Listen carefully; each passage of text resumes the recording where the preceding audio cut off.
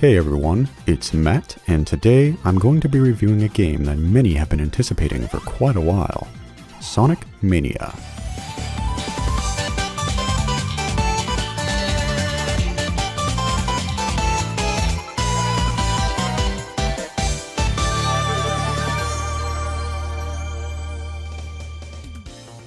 In my early elementary school years, I was just beginning to get into video games, starting with my own Game Boy Pocket and a copy of Pokemon Blue. However, as much as I'd enjoyed trying to catch them all, I quickly became aware of another popular video game franchise, one with a bit more speed and a bit more attitude, Sonic the Hedgehog. After my parents witnessed just how much fun I was having with my Game Boy Pocket, they decided to break out an older console they'd bought for themselves while I was still a toddler, the Sega Game Gear.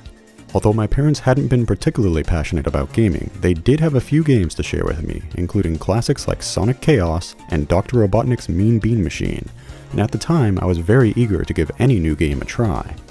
After a few minutes sending the famous blue hedgehog speeding through loops and over obstacles, I was hooked.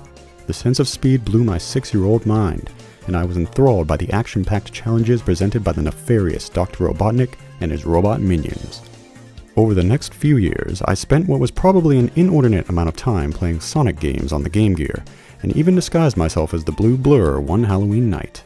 However, because I was not allowed to have my own Sega Genesis, I had been missing out on what many consider to be the greatest games in the franchise, the 16-bit Sega Genesis titles Sonic the Hedgehog, Sonic the Hedgehog 2, and Sonic the Hedgehog 3 and Knuckles. Luckily, I soon made a friend in the first grade who did own one, and playing these Genesis games together became a routine occurrence in no time. Today, the kid who owned the Genesis is my best friend, and I think that the attitudinal blue hedgehog with a penchant for chili dogs played a significant role in bringing us closer together. In the many years since, Sega has made many attempts to continue the Sonic franchise in new and different ways, with varying levels of success, but it seems that the common consensus among gamers is that Sonic's glory days have long been gone. At least until now. Meet the latest Sonic game, Sonic Mania. Sonic Mania can be described as an homage to the classic Genesis trilogy, or perhaps even a decades-late sequel. In fact, its style is so reminiscent of the original games that when not taking Sonic Mania's resolution and aspect ratio into account, one can be forgiven for mistaking it for one of those games. Lovingly crafted with the classic pixel art style that generations of gamers have come to love, Sonic Mania provides a fantastic dose of nostalgia that almost made me feel like I was playing the Genesis games at my friend's house again. In short, if you enjoyed the classics, you're bound to enjoy this one too, as it faithfully recreates the early game's iconic elements and presents them in a polished, modern package. From the moment you start Sonic Mania, you'll notice some very familiar sights and sounds, the first of which is the fan favorite Green Hill Zone. You may even think you're playing an exact replica of the first game's introductory stage, but as you progress, it'll become clear that there's just as much new stuff going on here as there is old.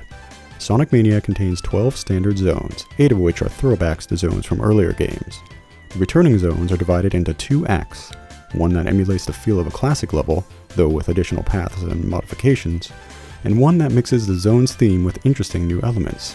Take Chemical Plant Zone, for example. While Act 1 very much feels like something out of Sonic the Hedgehog 2, Act 2 adds new methods of navigating the level, such as a variety of bouncy, color-changing gels, and a series of elevators designed to look like DNA helixes.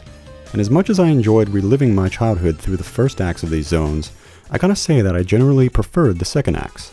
Fans of the franchise are understandably wary about the addition of new gameplay elements in Sonic games, but for the most part, I felt that these changes were welcome, and often even helped to alleviate any lingering frustrations the old-school level design of the first acts may have presented.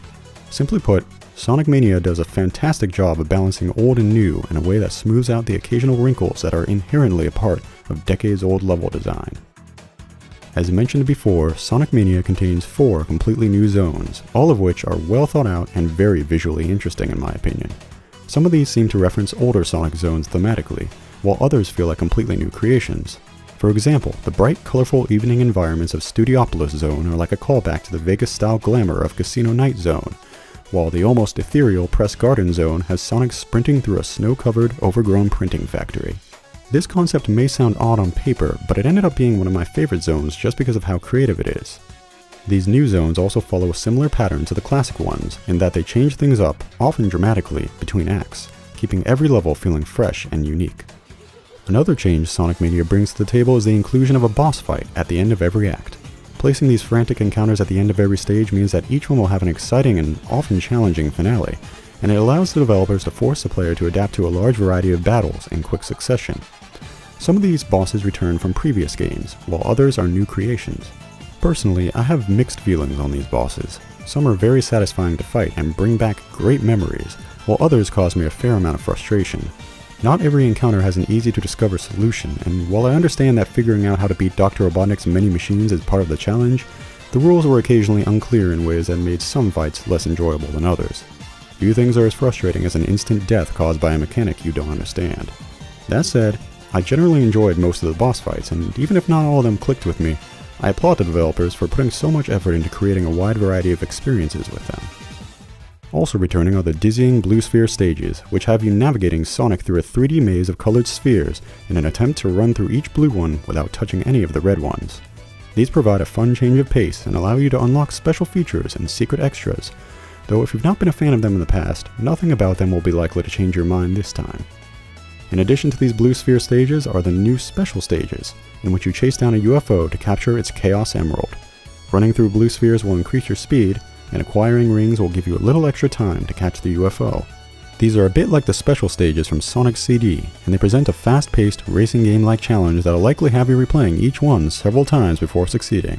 For me, the special stages were easily the more difficult of the two, but both were quite enjoyable. Sonic Mania's soundtrack is a delight, featuring beloved classic tracks, modern remixes, and all new creations that set the mood for all the action.